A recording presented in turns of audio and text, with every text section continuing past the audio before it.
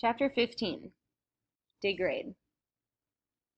The sun reappeared the next morning, but the wind blew with such fury that the brigade was forced to stay on the island another day. For the first time, they were what the canoemen called with great loathing, degrade.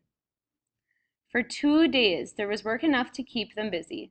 They dried out the freight and regummed their canoes, but by the third day of wind, Pierre noticed that any comment could start a quarrel. When Bellegarde was serving his soup that night, the inevitable finally happened. Beloit grumbled as usual about the food. Though Bellegarde normally ignored him, that night he spoke up. "Maybe you'd like to cook for yourself, Beloit." "Any idiot could cook this soup," Beloit retorted. "You are one idiot I'd like to see try." "Ach!" Beloit hacked, spitting into Bellegarde's ladle and tossing his plate to the ground. As Beloit turned to walk away, Bellegarde swung his metal scoop and caught the bowman on the side of the head. "Pig!" the cook yelled, as Beloit's cap flew off and corn and steaming liquid splattered everywhere. With a roar, Beloit charged into the older man, knocking him backward and pinning his arms to the ground with his knees. When Beloit cocked his fist, Pierre assumed it would end quickly. But Bellegarde thought fast. Arching his back with all his strength, he turned his head to one side and launched his knee upward. Beloit groaned as Bellegarde's bony kneecap caught him in the groin, and at the same time his fist missed Bellegarde's chin and hit the ground with a sickening crunch. For the next few minutes there was a flurry of punching. The men yelled for Bellegarde to "knock his block off" or "smash him good." Emile and Pierre both jumped up and down, calling encouragement to the cook. Pierre clenched his fist and punched the air, wishing he could smack Beloit for every insult he had hurled Pierre's way. Out of the corner of his eye, Pierre even saw McKay was urging on old Bellegarde. In spite of all the cheering, Beloit soon emerged on top. It would have ended there if he'd struck a fair blow. Instead, Beloit grabbed Bellegarde by both ears and pounded his head against the ground. La Petite decided this was more than Bellegarde deserved, so he bent down to pull Beloit off.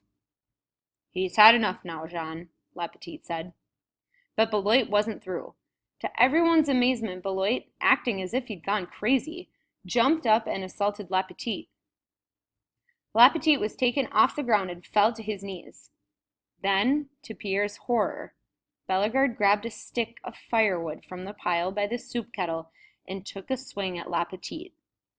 Traveling with the full force of Beloit's paddle-toughened arms, the inch-wide piece of driftwood hit La Petite's head and splintered in half. Emile yelled, "No!"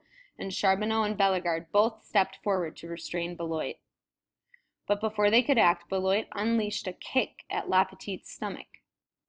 Pierre lowered his head, sure that the kick would put La Petite down for good. But when he heard a leathery thwack instead of the thud of a blow he expected, Pierre looked up.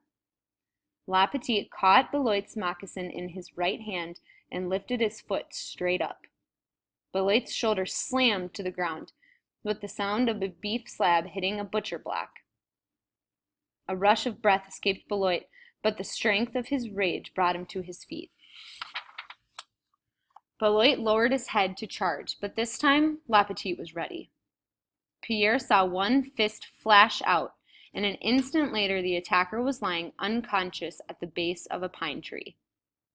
Pierre guessed the men would talk for many years about what La Petite did next. Hurrying forward, the big man touched Beloit gently on the side of his neck and then bent to check his breathing. After he was satisfied that Beloit was uninjured, La Petite called, "A kettle, Pierre." The men applauded when La Petite dumped the lake water over Beloit's head.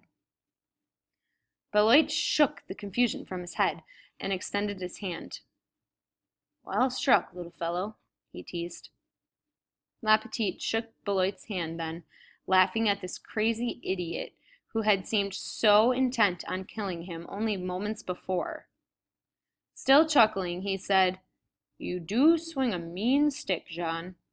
It's just like a bowman to mix his work with his pleasure."